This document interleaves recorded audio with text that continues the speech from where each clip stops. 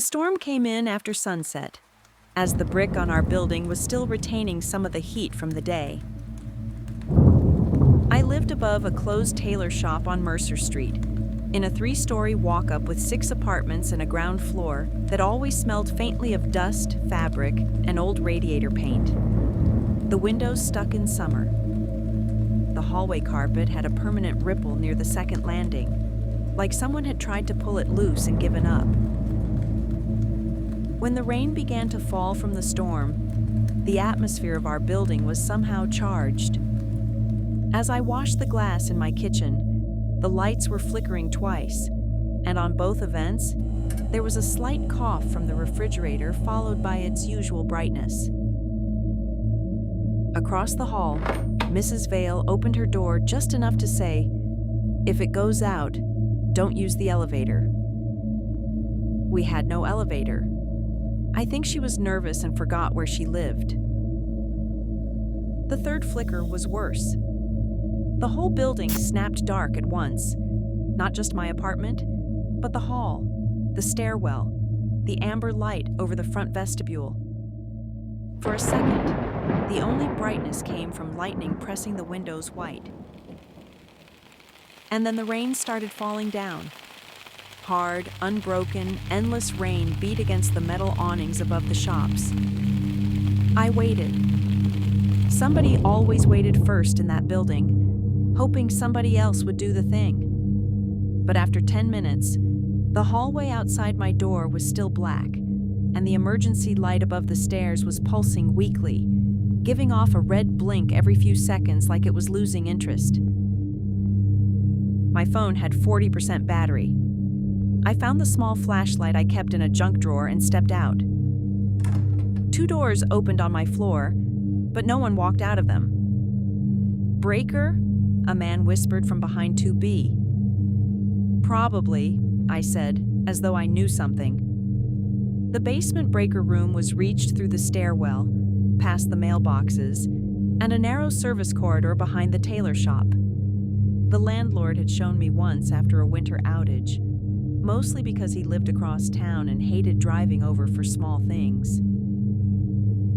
You simply flip the breaker, wait a bit, do not touch anything, especially the wired box, and it is done. The stairwell was worse without light. The old green paint looked black. There was heat in it, wet and stuffy, with a scent of moist concrete coming from below.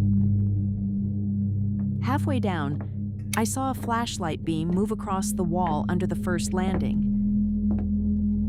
This was not my flashlight. It swept once, low and cautious, and disappeared. I stopped so quickly my bare foot slipped against the stair tread.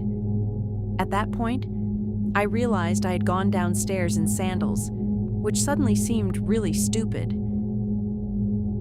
I pointed my flashlight below, but there was nothing except the last few steps and the closed fire door to the service corridor. "Hello?" I asked. The thunder answered hard enough to shake the glass in the front door.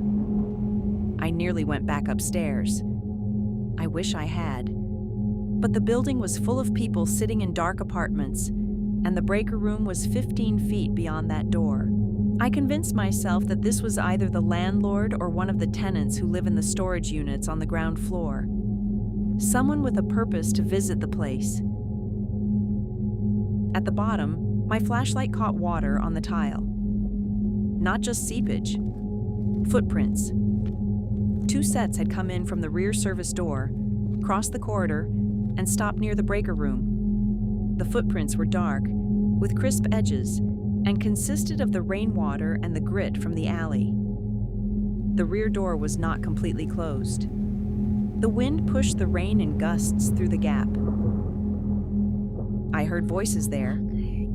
They were low, close, and being held back. Not a conversation, but rather the sound of the arguments of 2 people unwilling to speak loud. Under the rain sound, I managed to catch several phrases. "Now." "No." "Upstairs." Then I heard a click from the inside of the breaker room door. I turned off my flashlight without thinking. Darkness surrounded me completely. I stood with one hand on the damp wall, breathing through my mouth, listening to the rainwater tick from somebody's coat onto the floor. A shape moved in the breaker room doorway, and another. Their flashlight stayed pointed down. This made me feel even more frightened than if they had illuminated my face with their light. They did not want to be noticed from upstairs. One of them stepped into the corridor, and his shoe touched the metal pry bar lying by the wall. It scraped softly across the tile. I backed up. My heel hit the first stair. Both heads turned. For a moment, nobody moved. And then one of them said clearly, "Go." I ran. I don't remember taking the stairs. Only the ugly slap of my sandals and the red emergency light flashing once as I passed it. Behind me, the fire door hit the wall. Someone was coming up fast, close enough that I heard wet fabric brushing the railing. Doors opened above. Someone yelled out. That is probably what saved me. I reached my floor and slammed into my apartment, locked the door, and shoved my kitchen table against it with one hand while calling the police with the other. My voice sounded useless, small and breathless. They were long gone by the time the police arrived. The rear service door had been forced, the breaker panel cover was wide open, and the pry marks near the utility lock were still fresh. The officers explained that the storm was a good cover for the burglary. They said it as though they had said it before. The landlord fixed the door the next afternoon and put a brighter bulb in the stairwell. I still live there.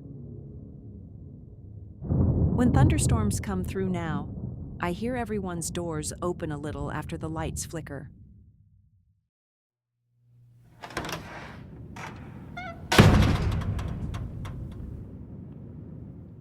Like, share, subscribe.